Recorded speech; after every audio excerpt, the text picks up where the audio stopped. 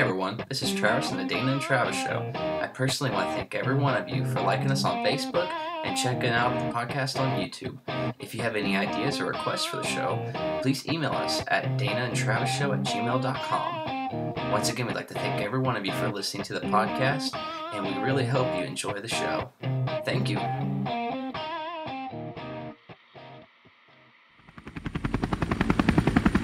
You're listening to a Collapsar Digital Studios production.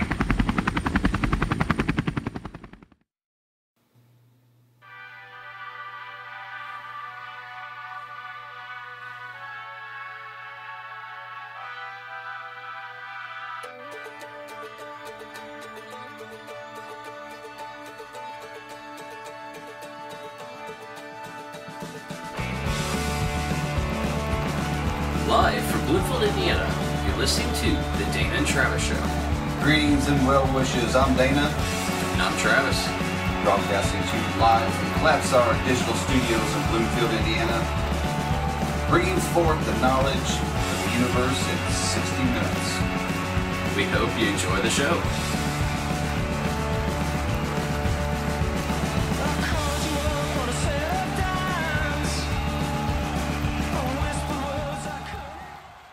All right, welcome everybody. This is the Dana and Travis Show, episode 2. We think we've made some good improvements since our last production. So join with us tonight and again, let us know what you think. We have some interesting things to talk about. We've been giving it a lot more thought on what we were going to talk about.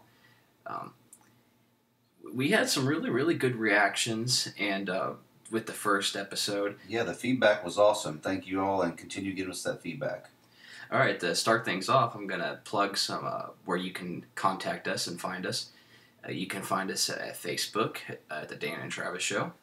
And if you have any requests or suggestions for the show, you can email us at danaandtravisshow@gmail.com. And you can also find us on Twitter at Dana and Travi. Once again, we just want to thank everyone for listening to this podcast. Please share it with your friends, family, and coworkers. We really want to do more with this, and I think that all of us can really benefit from the show. And it's just Dad and I, we really enjoy doing this, and we'd like to share our enjoyment with the rest of you. Definitely. So, before we get started with our topic for tonight, Travis, what's happening? Oh, I had a pretty good weekend. Cool. Went on a little weekend adventure to the far distant land of Ohio, which is next to us in good old Greene County, Indiana. Well, it's not right next to us, but it took about 3 hours to get there, you know. Cool. The occasion was Carmen, my wife, and we decided that we were just gonna take on a Saturday, and we were gonna go to the Newport Aquarium, which is actually in Kentucky, but I didn't realize it's on the other side. You have Cincinnati, and then around the other side of the river is Newport, Kentucky. Never been there. But I hadn't either, and I'm gonna tell you, driving in Cincinnati is just, I hate it. I don't like it. Well, I know the last time I was in Cincinnati, I've been there periodically over the years, but, it just seems like you're either going up a hill or down a hill. There was very much that, and I figured out that one wrong turn can get you right down in downtown Cincinnati, right in the middle of the ghetto. Really? I mean, we took one wrong turn, and, I'm over here freaking out because I don't know where I'm going. Carmen's GPS wouldn't keep up in time. And so I'm sitting there, I'm like, I was like, which street do we turn on? And she's like, I don't know, it's not catching up. And Now, see, this is a prime example. I've tried. I never go anywhere without some written directions, because you never know when there's not going to be any Wi-Fi or something like that. I always try to have a backup. You know what? Years and years ago, in a galaxy far, far away, they had these things called maps, and they would use them to get from point A to point B before they had any GPS. Yeah, but could a map tell you where you're going, or if you're in That was the specific purpose of a map. What is this thing you call a map? I said that's something that the ancients used to get around this world. Well, I don't know, whatever. This Cincinnati, once again, it's terrible to navigate. So you went to the aquarium, though? Yes, went to the aquarium. How was that? Is it a big, fancy aquarium, or was it modest? It was really nice. Size wise, I'd say it's bigger than the Is it aquarium. like the Ripley's aquarium in Gatlinburg? Is it similar? It's bigger than the Ripley's. I enjoyed it.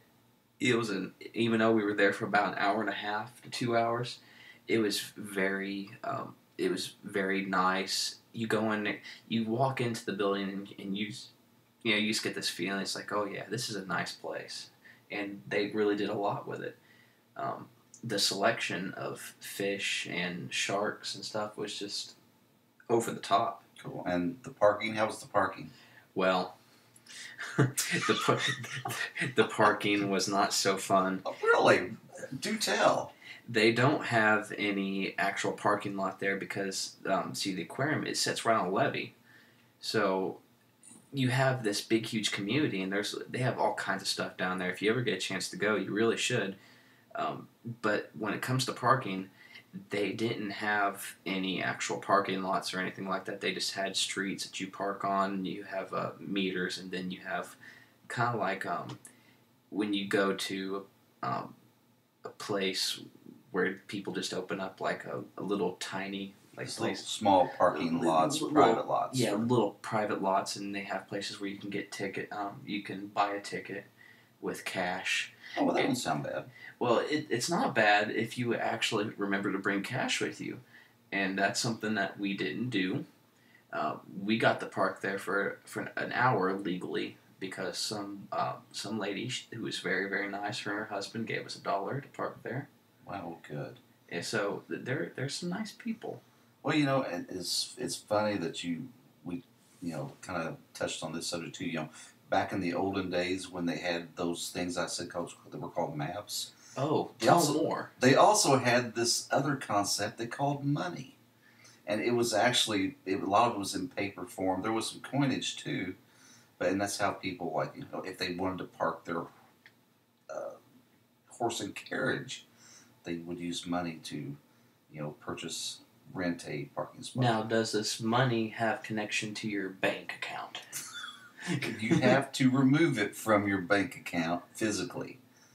Also, you can't overdraw on cash? No, cash is cash. Oh, well, who would ever use that crap? Oh, we all do, and I'm giving Travis a hard time. We actually went to a concert not too long ago. Neither of us had cash, and we could not park because those people standing on the corner at those little private lots don't have that little thing that you can swipe your card in. They want the green stuff. So, public service message for tonight, if you're going to go somewhere, take a little cash with you in case if you have to park somewhere. Or if you don't want to do that, you can just be pros like us. And after we realized we didn't have any money, we found a place to park where we didn't have to pay. And and with the absence of money, I mean, I know some people, it's more of a deal than others. You can only get so far on your good looks. Or you can just take a walk. Yeah, for like 10 blocks. But who likes that? No one does. Okay, so anyways, they had lots of sharks and different things at the aquarium. Yes, they did. I'm sorry, Dad made a squeak in the chair he was sitting in. We're still trying to get used to this whole being quiet thing. We're not good at it. But anyway. No, I'm terrible. But I'll get better, I promise. But no, yes, they had a lot of cool stuff at the aquarium. So, how about you? What did you do this weekend? It was a busy weekend. Of course, lots of work. We did I volunteer at a exotic cat rescue center, and we had a fundraiser this weekend, a little 5K run, and had some great weather for that. Lots of people come out, and we had that, and it was just a big, busy day. So, what exactly did you do at this run? Did you have did you run down the road, or what did you do? Yeah, part of it was actually on the road. Part of it was actually through the tour section of the rescue center. So where it was billed as Run Through the Jungle. We have a lot of exotic cats, lions, tigers, leopards. Now, I have to intrude here. Were the cats put up? Well, no, because see, people run. We've found that people run faster if the cats are loose. So, yes, the cats were put up, of course. Oh no! What I mean is, because the cats get agitated. They're sometimes. Did you have them closed off from the area? They were out and they were very well behaved. It was a good day. Oh, okay, Definitely. Cool. Anything else with that? How much money did you know? Never heard. It was surely a good day because, like I said, we had a really good turnout. So, I hadn't heard any numbers, but it was a good day. Okay, awesome. Well, so we're going to start our first topic tonight, and I do believe we have a song to introduce our first segment. Awesome.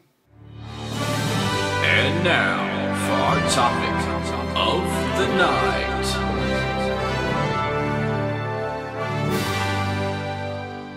All right, and tonight's topic is something that you don't really hear too much about in the news here recently, but it's something that's it's ongoing and pretty serious to all of us, and that would be the Japanese Fukushima nuclear reactor accident that was a result of the earthquake and tsunami back March 11th of 2011. Yeah, let's think about where we were when we were doing that, or while that was going on. I can tell you exactly where we were, or where we had been. Where was it? Travis and I had went to Flogging Molly up in Indianapolis. We had just gotten home from a concert. Yeah, we had Carmen and my sister with us too. Yeah, we did a little bit of moshing that night in the mosh pit, and it was a good time. Yeah, very good time.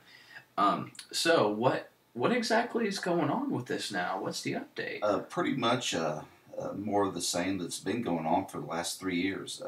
Again, it's been 3 years ago since the accident. Like I said, we had just got home from a concert, and I believe I think I saw it on Twitter. I got on Twitter and was looking around. That's one thing I love about Twitter, is that you can get a lot of real-time news and stuff. So I get a lot of my news through Twitter. But it was, maybe 3, 4 in the morning. I think the actual earthquake happened sometime around 3 o'clock in the afternoon in Japan. And then the tsunami then happened about an hour after that. So you're talking 4 o'clock in the afternoon is about when the tsunami actually hit. Yeah, I was doing some research on this, and I know, like you said, a lot of people really aren't talking about it, but the HuffPo did release an article recently with an update on what's going on with that, and they did not have good things to say about it. Yeah, I know. Currently,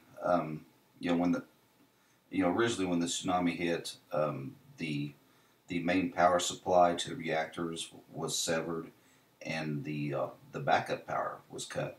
So in a nutshell, they had no way of cooling the reactors, and then it went into meltdown mode. And the one thing that probably bothers me the most about this is, and you hate to fault the Japanese government too much, but in a nutshell, they were completely overwhelmed and in way over their heads, and they pretty much kind of floundered around for about 3 or 4 days. When I think that the global community should have been urging them to accept assistance from whatever experts we can muster, because you're dealing with the oceans. That's the oceans are important to all of us all over the earth. And now we've got a major environmental mess that is ongoing. Dumping radioactive water.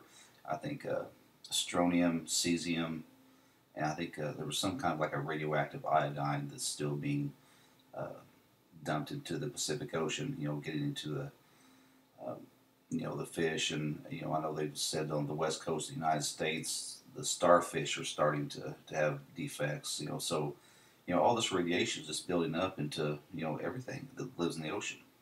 Yeah. Well, I agree. The Japanese government really should have been more on top of it. But this thinking about this, it reminds me of how we reacted to the Gulf spill, the oil spill.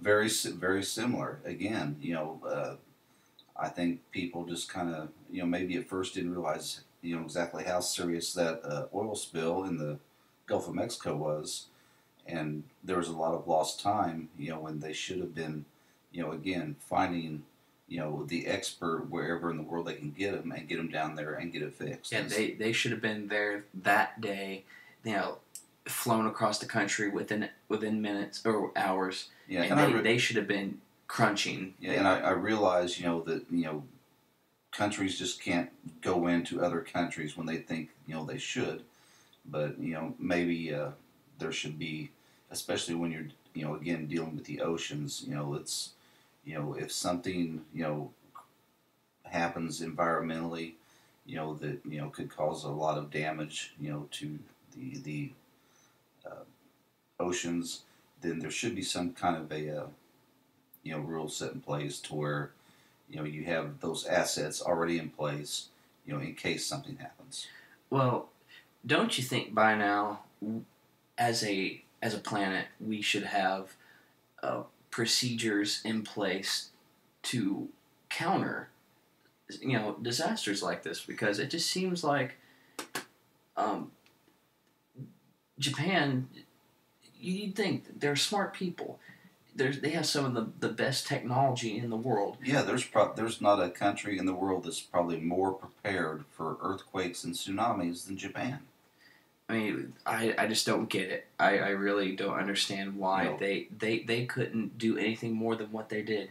In which I understand, they were, I don't know if it was just denial at the time or if they were just too worried about what was going on with all the damage going on. Yeah, I mean, and again, they were completely overwhelmed. You wouldn't even, okay, first you have a 9.0 earthquake strike. Okay, that's bad. Okay, now an hour later you've got a tsunami with, I know it was anywhere from 30-foot waves in some places to, I think near those reactors they were 100-foot waves. And oh geez, who could have thought that would ever happen? Okay, then on top of that, let's throw a radiation accident, a nuclear meltdown. Who would have ever dreamed that scenario would be going on all at once? Yeah, I mean it was a perfect storm. Yeah, it of was. events. But it was preventable. Because plain and simple, the reason that those reactors were compromised was because of the tsunami, which was because the reactors were so close to the coast. They should have maybe been further inland, and they don't think, granted you still would have had the earthquake to deal with, but the earthquake was not what caused the reactors to melt down. It was the tsunami. Okay. What is, how bad is it? How bad is this nuclear meltdown? And is it worthy that we should all be aware of it? Oh, we every should second all of the day? be worried like crazy over it because, the actual situation is still out of control. They have not got a handle on it yet. They are keeping things at bay right now. They are pumping water through, which that's the main thing now is keeping the reactors, cool, to where they're not, in, serious meltdown mode. But, the minute, you continue, if you're not cooling the reactors, then you're going to, go into a meltdown mode. And all the water that they're cooling the reactors with, when it's done, it's now contaminated. So I guess at the facility, there's, massive storage tanks all over the place with millions and millions of gallons of contaminated water that you got to do something with. I mean, yeah, you can't just dump it, anywhere you want. Yeah, and there's been millions of gallons already dumped into the Pacific Ocean, before they actually, started working with that, and it still is.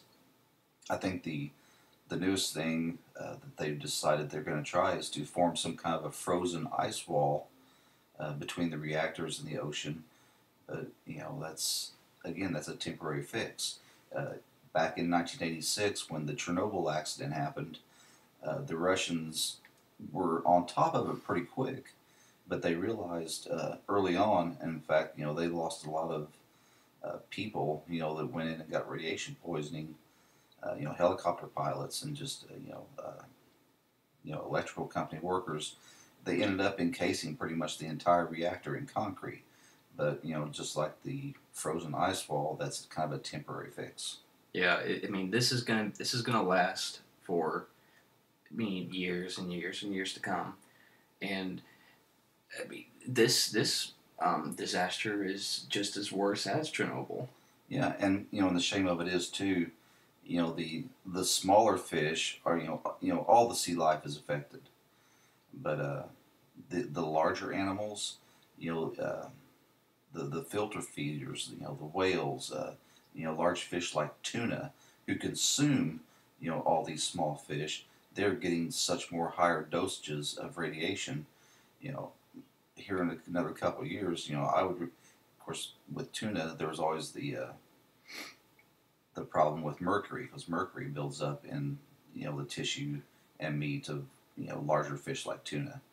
So I think you're only supposed to eat like maybe 2 helpings of tuna a week. There's a certain amount allowable that they say that you shouldn't eat tuna every day regardless.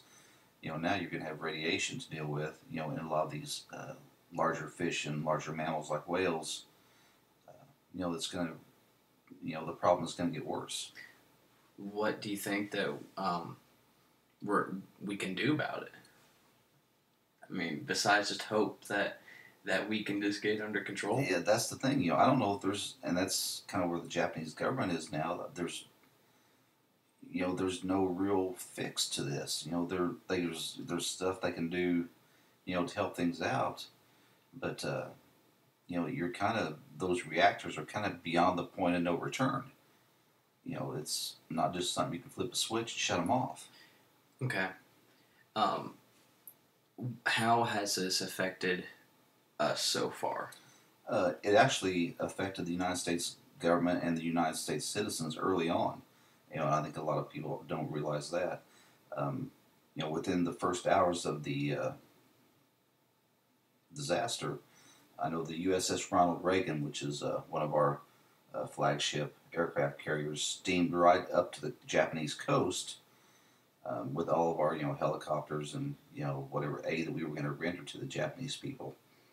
And at that time, there's actually an ongoing lawsuit right now that was filed, I believe, in a federal court in California against the Japanese government and the Tokyo Electric Power Company, where some of our sailors now have filed a class action lawsuit, claiming all sorts of medical problems due to radiation poisoning. There's been women who have had children with birth defects. I think some a big influx of leukemias and thyroid problems. Just on and on and on. By the time that aircraft carrier realized, of course, they're a nuclear carrier, and they, I think, eventually decided, hey, there's problems with this nuclear reactor. Let's take some readings. Whoa, I think when they realized that there was a problem, it was already too late, and they turned around and steamed like I think they had gotten within like 5 miles of the Japanese coast. Turned That's around, close. yeah. They were within eyesight. They could actually see the reactors on land. So they realized there was problems. Turned around, I believe at 60 miles out, the radiation levels were still 100 times above normal. So you think the United States is going to pursue a legal action against Japan for those sailors? Well, the sailors have, yeah, definitely. I mean, obviously it wasn't. They just were given. And I think that's the crux of the lawsuit. I know part of the lawsuit, I believe, reads that TEPCO covered up and negligently concealed the facts and falsely represented true facts to the U.S. Navy, Plaintiffs suffered harms, damage, and continue to suffer life-threatening injuries as a result of TEPCO's negligence. And that was a little excerpt from the actual lawsuit. I know and they've also got a response here, just in part from the Tokyo Electric and Power Company, that says that their response to that is that it's wholly implausible that military commanders in charge of thousands of personnel and armed with some of the world's most sophisticated equipment relied instead on the press releases and public statements of a foreign electric utility company, which that's fine and dandy, but I think it's pretty well been established that at the time that the Reagan was steaming toward Japan, they knew those reactors were in the process of a meltdown. And I think that's what some of the plaintiffs in this lawsuit are hinging everything on. Then I don't know how much it costs to decontaminate an aircraft carrier, but I'm sure that cost millions and millions of dollars. On top of the human life. I'm sure. And see, and that's just, we're just talking about the U.S. sailors there, but I'm reading a thing here about the Japanese people themselves and what they're going through with this. Katsutaka Adugawa, which is the former mayor of a town nearby the Fukushima power plant the town's called Futaba, I believe that's how you pronounce it. But according to Adagawa, he says that there are 2 million people residing near the area who quote unquote have all sorts of medical issues. He says, but the government insists that the conditions are unrelated to the Fukushima accident, and which that makes me think when I read that. It's like, what's the point in hiding this? I mean, I guess not everyone knows because people would be talking about it. But, I mean, you're talking about 2 million people who have all sorts of medical issues. I mean, they're calling it civil right. They're calling it that's against their civil rights as humans. What do they do? I mean. Yeah, and I don't know I don't know exactly how many people were actually displaced. There were entire towns that had to be relocated, and there again, and, they've also got all these, major, health issues now. I was just reading a report also, it talks about, the fish that are being caught off the coast of Fukushima, and, they're registering like 5,000 times the legal limit of radioactive cesium, so, it's obviously, it's in the water, it's in the soil, there were some human rights organizations that were reporting that, they were using homeless people to go in and help clean up stuff. That's horrible. Yeah. I mean, whether there's any proof of that or not, I don't know, but there was, some allegations made that they were using homeless people. So it's just something I think that the media needs to pay more attention to. And, realize that, this is something that's ongoing, and it does affect us, and in the future, I just think that, we really need to reconsider how valuable nuclear energy really is. Well, and I think it can be done safely, but, having nuclear power plants on geologically unstable, soils, next to the ocean is probably a bad idea. Well, and not just that, but if you're going to have a nuclear reactor, they need to come up with some sort of, I think before they build any more, they need to come up with they need to come up with a way to prevent, nuclear meltdowns. I mean, I know it's hard to really, come up with a solution. Well, and again, but they need to come up with something before it even happens. Exactly. You have to have some kind of precautions and some kind of a plan in place. Granted, who would have ever thought that, they'd have, well, I don't know. I mean, it's not really too far-fetched. In Japan, if you're going to have an earthquake, there's a good chance you're also going to have a tsunami. Yeah. I mean, you're right there on the ocean. And if you got a nuclear reactor right on the ocean, pretty much, that should throw up some red flags. Yeah, definitely. Well, I think we're going to end that segment right there. And I think we're going to take a little break, and we will see you when we get back. All right. It was down by Christchurch that I first met with Annie, a neat little girl and not a bit shy. She told me her father, who came from Dungannon, would take her back home in a sweet by and by. And what's it to any man, whether or low, whether I'm easy or whether I'm true? As I lifted her petticoat, easy and slow, I tied up his sleeve for to buckle her shoe.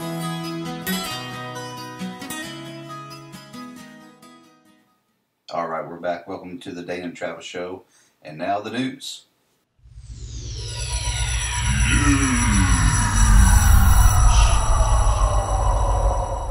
Okay, we've got some good news articles we're going to go through here tonight. Travis, have you got anything for us to start us off with? Well, yes, I do. And I have a really interesting story that I think a lot of you will find pretty cool. All right. Dracula's Castle in the news. Romania has put it up for sale. Would that not be so cool? I think it would mean that's like a dream come true for, I'm sure, a lot of Twilight fans. So, oh gosh. Did you have to go there? I wish I didn't have to. So what's the going price for a castle these days? Well, considering that it is a castle and it is very, very old, it's going relatively cheap. 47 million euro cheap. Wow, do they have Wi-Fi? I'm sure you can get it installed. Okay. But I mean, that'll take up quite a bit of bandwidth, though. For that big a place, it has to cover a lot of ground. But no, this castle is up for sale, and I think it's so awesome. I mean, imagine being able to buy Dracula's Castle, but it's not really Dracula's Castle. Let's get that straight. Okay, what is it then? Enlighten us. Well, Dracula was based off Bram Stoker's book Dracula, which he was inspired by this lovely gentleman who his name was Vlad Tepes. He was a pretty scary guy. You could say under Hitler, he was probably one of the world's most craziest people to ever come into power. Yeah, I've seen some programs on him. Yeah, he was a bad dude. Yes, hence his name later on, Vlad the Impaler. The Impaler. So, and of course he got that name because he would go to village, and he would pretty much just go through and he would slaughter everyone in the village, and he would impale them out front of his castle. A lot of lives have been taken at that castle, and I mean you can just imagine the gruesome.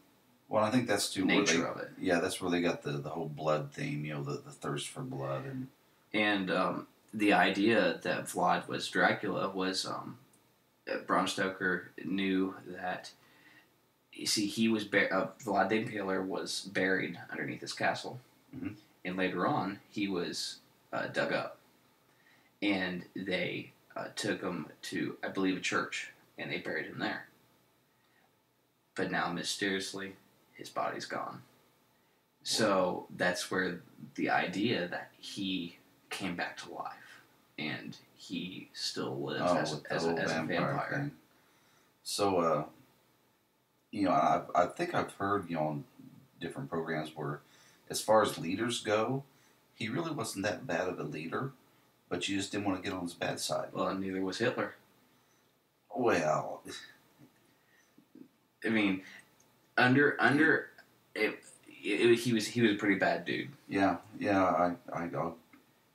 I can see where you're going with that. Yeah, but long story short, he was pretty well liked and respected by his people. Yes, The other thing about Vlad the Impaler was that, well, actually, this whole castle thing. Imagine buying this place. It'd be like the equivalent of you and I buying Auschwitz. Oh yeah. So I know when the Turks come, I think they were going to invade, and I think Vlad the Impaler actually had like 3,000 people impaled on poles Daily. Yeah, and when the Turkish army, when they come up and seen that, they were so appalled, they just turned around and left. They didn't want no part of that. They didn't want to mess with them. In which you could say, But could you imagine I don't know how big of an area it'd take to impale 3,000 people, but that would be quite a sight. And probably some of them weren't dead yet. No, I'm sure a lot of them probably died on the stakes which they were impaled. So, in the very end, this castle was very, very... I know that a lot of ghost hunters have been there. A lot of paranormal investigators have tried to... well, didn't Taps go there? I don't know if Taps went there or not. I know there's been some groups that went there, but I'm not sure if Taps I know some big group did. I know someone really big did do an investigation there, and I know that they did find some pretty creepy stuff. In which, how wouldn't you? With that many people killed there. Yeah, there's got to be some spirits running around there. Yeah, I can just imagine that walking into that place, you could probably feel the heaviness. And isn't that castle? Isn't it really on a high ridge or? Yes, it's like perched on top of a mountain. Yeah. It's very. It's like what you would see in the movies. Yeah, because I think he took some of. If I remember right, whenever he come to power, he pretty much imprisoned all the aristocracy, and he made them kind of carry the stones, and they were actually part of the building of the castle. And probably, I don't think many of them survived it, but he pretty much worked them until they were dead. Yeah, which I guess that was the nature of him. But one last point to make about this place, I mentioned earlier about how cheap it is, considering it's a castle in Romania. Mm-hmm. A mansion in Hollywood would probably cost more than what this castle costs. I'm sure. You'd probably get $100 million houses in Hollywood, and this only costs 47 million euro, which that would probably translate to about 52 million American dollars, roughly. Yeah, that's not bad.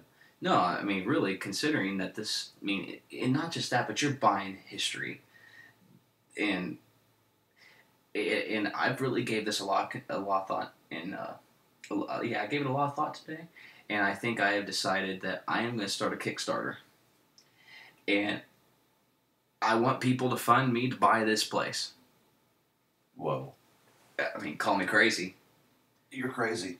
I know, but think about it. What all other idiotic things that they funded on Kickstarter? Think about it. Can you just imagine going on Kickstarter and you see this one guy on there be like, he wants to raise money to buy Dracula's castle. I'm sure that there'd probably be some really crazy rich guys out there who would be like, "Hey, I want to donate $1 million to this kid so he can buy himself a castle." Wow, that would be pretty awesome. Here's the thing. You know how they have perks. Is if you donate stuff. Yeah, you can. Like a timeshare. Timeshare, or I'm thinking an everlasting party at Dracula's castle. I can't guarantee you'll live. I can't guarantee that you won't get attacked by vampires. I can't guarantee that. Yeah, but you have a little disco area? Disco night at the Impaler's castle. Wow. Would that not be amazing? And you would have the best Halloween parties ever. Of all time. I don't know who wouldn't go to this Halloween party. I would, at that point, I would find some way to find some professional actor to walk around dressed as Dracula. I mean, why not? But who would you get?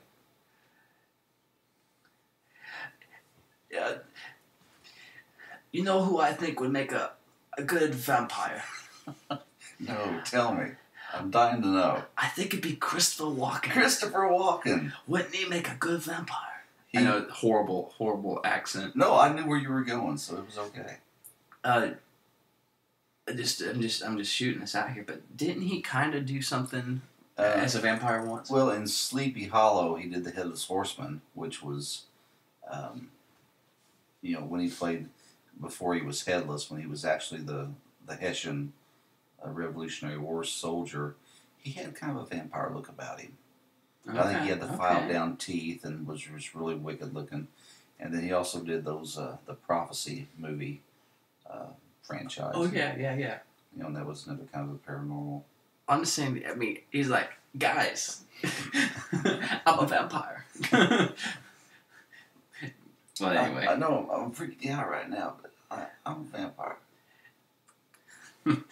That was a terrible impersonation. No, I can't do it right now. So cool. Yeah, Dracula's Castle. Dracula's Castle. So yeah, get that Kickstarter going, and we'll see where it goes. And I'll keep y'all updated. Okay. We'll go on to some other news topics. This was actually, and just a real quick one today, and I don't know if anybody's seen the YouTube upload. It was actually a year ago of the Canadian astronaut that was on the International Space Station doing his version of David Bowie's Space Oddity. I think a Canadian astronaut, Chris Hadfield, did his own little, and he's got a very good voice. I listened to it. It was a good rendition. It's almost just as good as the original. Providing it is still up on YouTube, we'll try to post that on our Facebook page. But that's the whole thing behind this article, is that YouTube is, I think today they were planning on possibly being the last day that it was going to be posted. The video has 23 million views. And that's pretty good. Yeah, that's not as good as Gangnam Style. No, but still, for just a nobody astronaut singing a David Bowie song in outer space, I know right now the article that I'm reading says that they're actually working on getting the rights extended so they can go ahead and keep it up. There must have been some kind of I think they had a license that they're trying to get renewed to have it up on YouTube. So, hopefully they do, because it's such a cool video. And it's, when you actually have the Earth in the background, that's not CGI, real thing, with real astronauts. It's just kind of a cool thing you don't see every day. So I kind of like that. No, and just in case, and I thought that just in case that the video should get taken down, I ripped the audio from the video. So I have the MP3 forever. So if any of you would ever like to hear it and it gets taken down, I will email it to you. Good. And the other thing that I saw, and it's on a related note, Putin is at it again. Yeah. Are we gonna have like a tradition of mentioning him once every podcast? I think so. Would he not be an awesome call-in guest? We'd have to get a translator. I can't even. I was about to do an impersonation, but I can't even do it right now. Well, I mean, and obviously, with the whole Ukraine thing going with Russia, obviously the tensions are a little bit high between the United States and Russia right now. But I guess Putin today announced that he was no longer going to allow United States astronauts on the International Space Station, which I'm assuming, it's the International Space Station, so it would be kind of hard to say you can't come in. But since we are going up on Russian rockets, he can refuse to take us there. So that, and I think he said by the year 2020, Russia would no longer allow United States astronauts on the International Space Station. So that means we're gonna have to get to work on getting our space program back going. And that may be a good thing. Because, like I said, the NASA budget has been put on the back burner for far too long, and we need to do something else, maybe a new and improved space shuttle program or whatever. But, space is something that we've just kind of forgotten about. And I think we need to kind of put that front and center again. Yes, we do. For sure. So we'll see. So like I said, I'm sure there'll be more on that. And the whole Putin thing's not over. Nope. By far. Far from over. And one other news item that I was looking at that, again, was just from today. Christopher Columbus was in the news. Really? Yeah. It was kind of like the, dude, where's my car? Dude, where's my boat? They think they found the Santa Maria that has been lost for these, so many years. I wasn't even aware that they never found it. I didn't know anybody was looking for it, Lieutenant Dan. No, I'm being serious. I didn't know that they were looking for it. Yeah, I hadn't either. And of course, the 3 ships that Columbus sailed to the the New World on was the Pinta and the Santa Maria, and the Santa Maria was the flagship. And I think it was like 117 feet long, and I'm reading here, it says that it actually ran aground on a reef near Haiti on Christmas Day in 1492. That's a long time ago. Yeah, and it said that Columbus told his crew to strip the timbers and build an outpost, I guess, on Haiti. And then he left some sailors behind while he returned to Spain. And then I think they called the fort La Navidad, which I guess Navidad is something about Christmas. But when they come back, the fort was gone, and that was that. Yeah, and I don't think they really knew. I think there was speculation that there could have possibly been obviously they knew Indian it was activity, or they maybe ran low on supplies or something.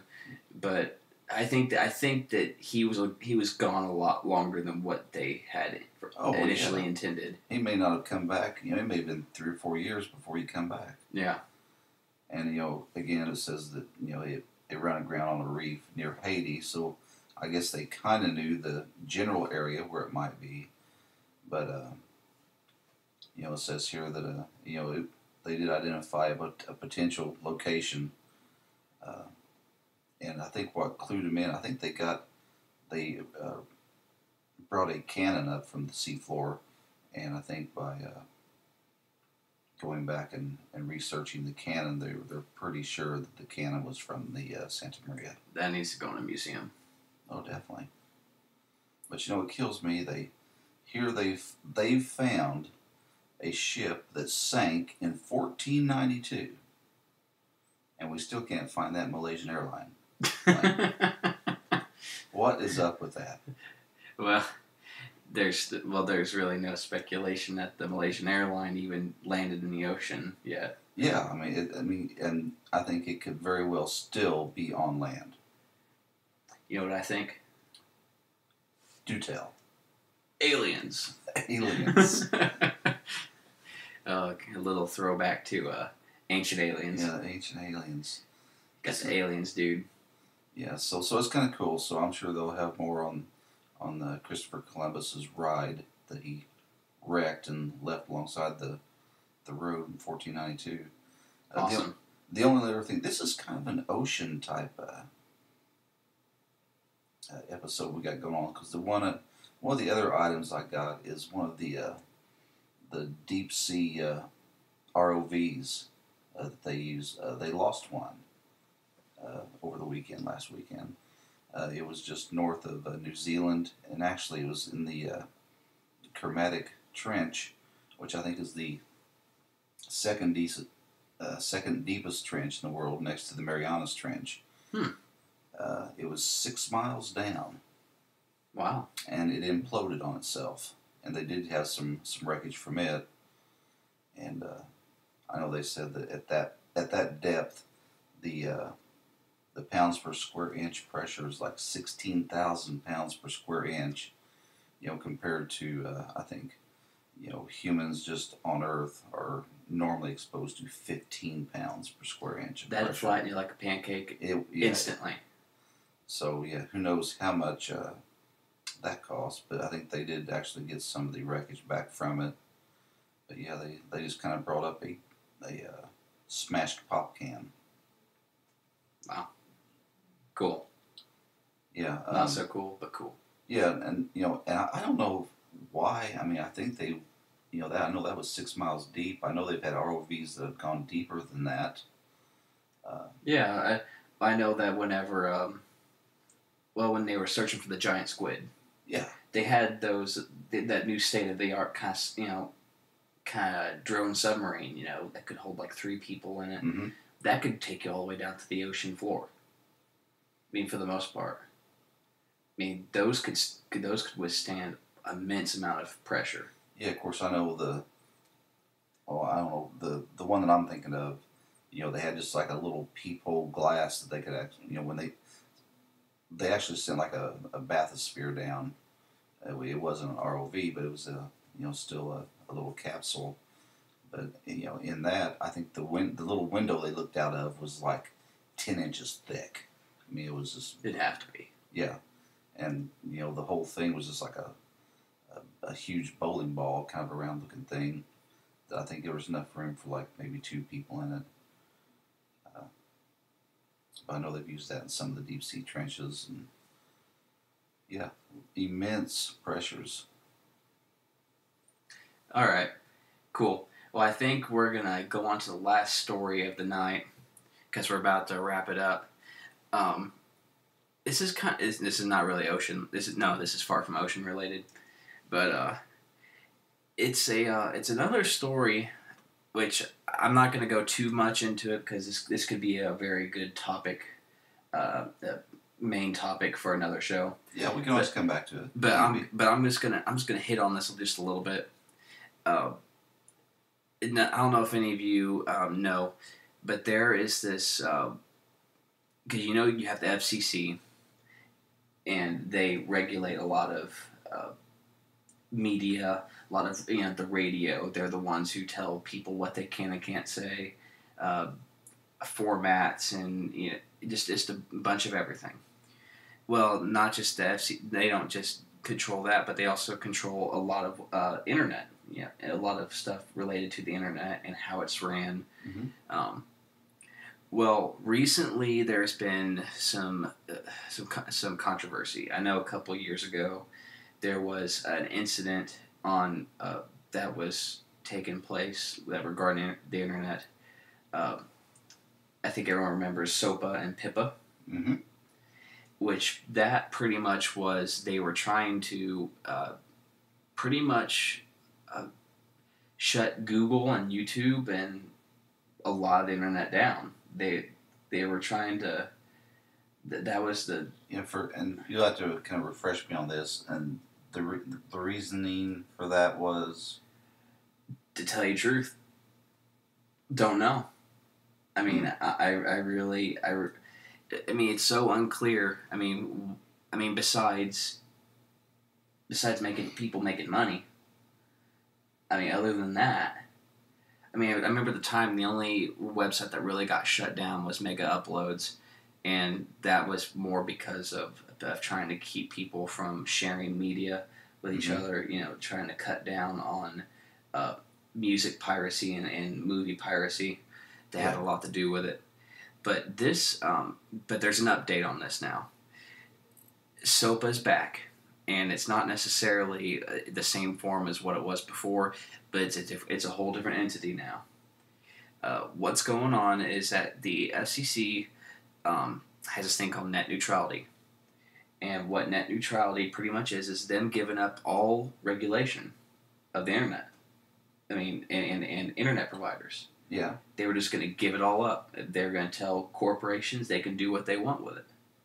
Which, in this world where capitalism is pretty much, we can all agree that capitalism is one of the best ways to run things. Yeah, so the SOPA was kind of a post Napster, and then when the anti-piracy laws that's basically what also they were accusing Google, and they were accusing YouTube and all these other websites. They were accusing them of allowing people to use their websites to steal from steal movies and music. Yeah. So this is pretty much it's back, but this time they said they have you have net neutrality. So they were going to give up all the regulations, so it was going to give companies the ability to do what they want. Well, the problem with that is that there are some companies out there who want to control, that they're losing money. I mean, in this day and age, they want to lose money, and like companies like Comcast and AT&T, the big Comcast is the big deal is right now. They're owned by NBC.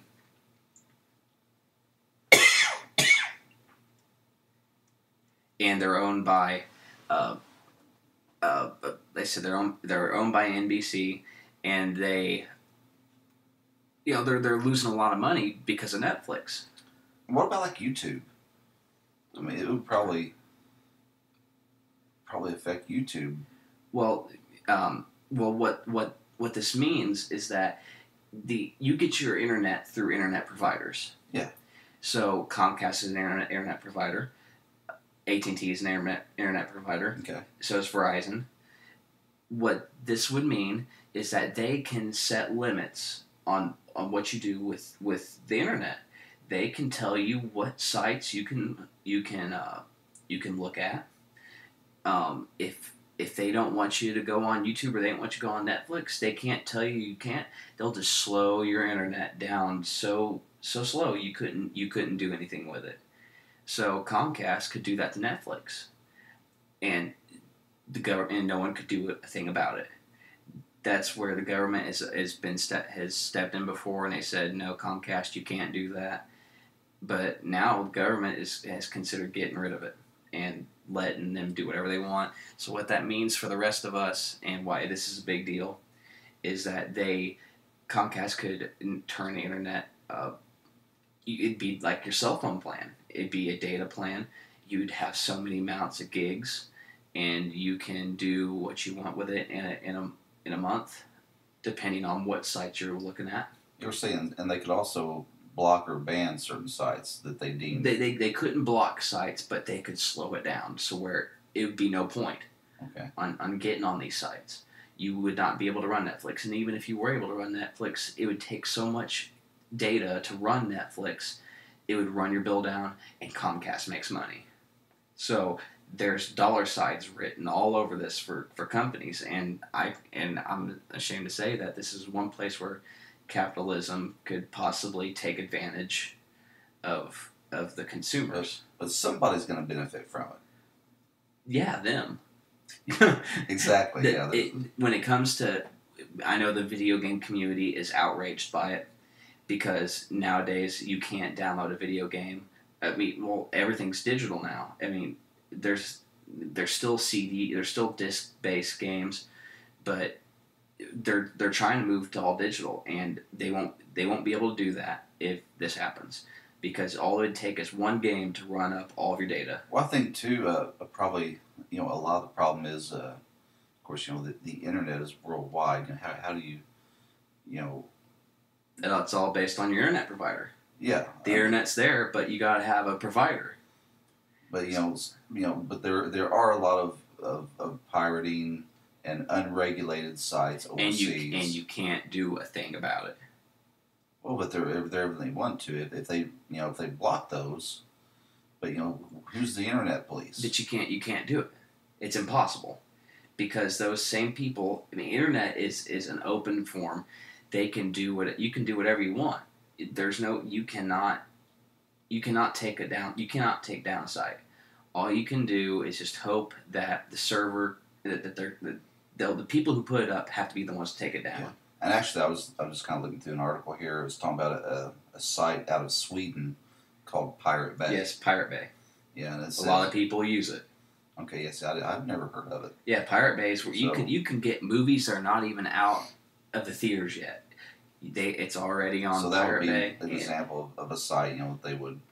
And the FBI has known the only thing that you can do to get caught on the Pirate Bay is that is the FBI can track you if they can link you to downloading these movies and stuff. They can catch you, and the FBI can arrest you, but they cannot take down the site. Well, I know early on, I've even heard stories of overseas billionaires buying abandoned oil rig sites in international waters and using that as a server site,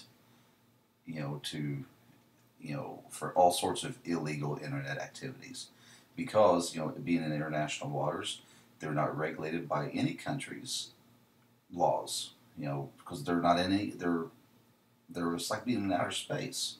Well, not just that though, but it's hard. You can't, like, the United States has no say on what someone does in Germany on the internet.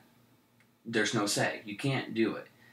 The United States has no authority, and actually no one has any authority. China is one of the only people who can actually watch what people look at and arrest people what they do on the internet.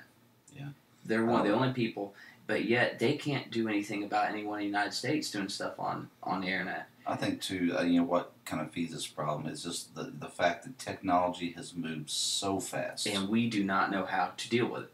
Yeah. Yet. Lawfully. The first time I went to Nepal to Mount Everest was in 1999, and you go there now, in 2014, you can get internet service all the way up to base camp, which is pretty remarkable. Yeah, there's a cell tower at base camp. I can't talk in my living room at home, but boy, I could get on a cell phone at Mount Everest base camp and talk. Yep, That's not right. Yeah, it's all about who has the towers up and who's doing what. And like I said, but just the fact that technology just moves so fast, nobody can keep up with it or even attempt to regulate it, because once you regulate, you stick your finger in this hole in the dike, there's another hole that opens up. Yeah, and that's the problem with it. It's just that no one knows what to do with it, and when someone makes one argument, there's one argument to counter it on the other side. Like I said, I'm pro-capitalism, but I think this is one place where the internet is its own entity, and it's hard to capitalize on an entity such as the internet. It's really hard. It's really hard to make laws based around it whenever it's worldwide. Yeah, I know. Even for years, the different postal services have tried to figure out some way to charge people to send an email, because everybody emails now. But you can't. Nobody puts that letter in the mailbox like they used to, so people are losing money. But you can't do it. Yeah, it's impossible. Yeah, I mean it's sad. People, advertisers. So many people that used to advertise, through the mail and buy postage, from the post office. They're doing it in other ways over the internet, and the post office is saying, where's ours at? Well, we're not putting stuff in the mailbox anymore. Yep, all the post office can do is do what other people are trying to do, and I haven't heard that argument lately, but I know there for several years they were really crying and just wanting to figure out somehow that they can get a piece of that pie. Yep, and the internet's really hard to get a slice of. It's easy for you and me, but for big corporations who want everyone's piece of pie, yeah, it's really, really tough to pinpoint every single person. So what you have to do is you have to take out the sources that's taking your money away from you. And to Comcast, that's Netflix. Plain and simple. No one's buying their cable anymore. So what do? You take out the source. And how do you do that? You regulate them out of business. You control the internet. So what do you do when you control the internet? Well, you can take out your competition. Which is really funny, because Netflix is using a service that Comcast, and other people use, that they're making more money, taking money away from their service provider. But there again, this is a culture where, people's home computers are almost as important or more important than what their TVs used to be. Which, your computer is just a big TV monitor. Yeah, it is now. I mean, with Netflix and with, it's your music base. What about those poor TV manufacturers? What are they going to do? Well, they're going to start making computers. Putting computers in their TVs. Which I have. Which they already are doing. Which I have. Yeah. Well, all right, everyone. Well, I think that about wraps up what we're doing here today. All right, it's a good show. Get some good information. It was a fun show. There was a lot to process. A lot more than the last episode, which I think, we're starting to get the hang of this whole podcasting thing. Yeah, so bear with us. We'll probably tweak it a little bit more as we go, but we're getting there. Yeah, and I can say that this episode probably won't be up until Wednesday night or possibly even Thursday. I know there's probably gonna be a lot more editing to do on this one than the last one, so just bear with me, bear with us, and do you have anything left to say? No, I'm good. Let's wrap this up. All right. Well, you can check us out on Facebook. Please like and share. We really do appreciate all of you. And if you can share us with other people say, hey, Dana and Travis Roach have this show on YouTube and Facebook, and you should check it out. Yeah, we'd really appreciate that. If we can get a bunch more likes on Facebook and people sharing our show, it would tickle us to death. In the first week, we got 54 likes. And almost 100 YouTube videos on our first episode, so that is pretty cool. And which I don't know how many of those views was Dad listening to it over and over. I'm sorry, it's addictive. Yeah, there you go, running up the rates, Yeah, ask Travis. Cooking the books. Yeah, Travis, I've watched this like 10 times. That count, but yes. Yes, it does. But anyway, thank all of you for listening to the podcast, and check us out on Facebook. You can email us at DanaandTravisShow@gmail.com, and you can follow us and like us on Twitter at Dana and Travi. And I think that's it. All right, this week. We'll get off here, and we'll have another awesome show for you again next week. So until next week, you be careful now.